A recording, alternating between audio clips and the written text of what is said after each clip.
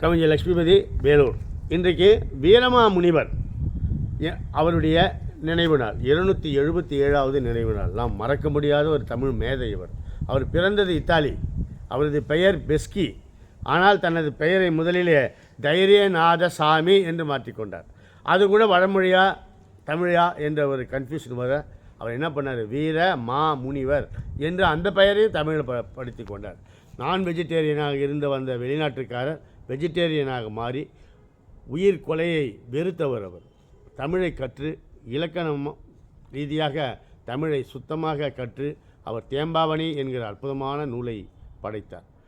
நினைத்து பாருங்கள், சதுரகராதி அவர் படைப்பு. எழுத்து சீர்திருத்தம் அவர் செய்தது முதலிலே. திருக்குறளை வெளிநாடுகளிலே வெளிமொழிகளிலே மொழிபெயர்த்தவர் வீரமாமுனிவர். அறத்துப்பால் பொருட்பால் அவர் தமிழிலே திருக்குறளுடைய புகழை உலகளாவிய நிலைக்கு கொண்டு சென்றவர் வீரமாமுனிவர். அவரை இந்த நாளிலே நாம் நினைப்பது ஒவ்வொரு தமிழனின் கடமை. அவர் எழுதிய சதுரகராதி, அவர் லத்தீன் தமிழ் அகராதி, லத்தீன் கிரேக் மொழி அகராதி டிக்ஷனரி முதல் அவர் தான் நம்மளை தமிழ் மொழியிலேருந்து ஆங்கில மொழியும் லத்தீன் மொழியும் கிரேக்க மொழியிலும் இந்த டிக்ஷனரியை கண்டுபிடித்து நமக்கு கொடுத்தவர், தமிழாக்கம் செய்தவர். அவருடைய தமிழ் ஆர்வத்திற்கு எல்லையே இல்லை. அப்படிப்பட்ட வீர மா முனிவருடைய இந்த நினைவு நாளிலே அவரை நாம் நெஞ்சார போற்ற வேண்டும். 8/11/1680 இத்தாலியிலே பிறந்து 4/2/1747 தமிழ்நாட்டிலே மறைந்தார். தமிழ் வாழ்க என்று நாம் இன்றைக்கு சொல்லிக் கொண்டிருக்கிறோம்.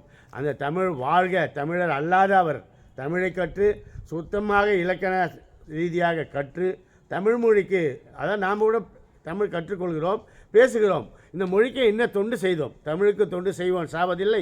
தமிழ் தொண்டன் பாரதி தான் செத்ததுண்டா பாவேந்தன் கேட்கிறார். ஆனால் இவர் செய்த சாதனைகளை நாம் இன்றைக்கு பேசுகிறோமே. 277வது ஆண்டு நினைவு நாளில் வீரமாமுனிவரை நினைத்து அவர் தமிழ் பணிக்கு நாம் நன்றி செலுத்துகிறோம் என்றால் அதுதான் அவர் தமிழுக்கு செய்த அரும் பணி.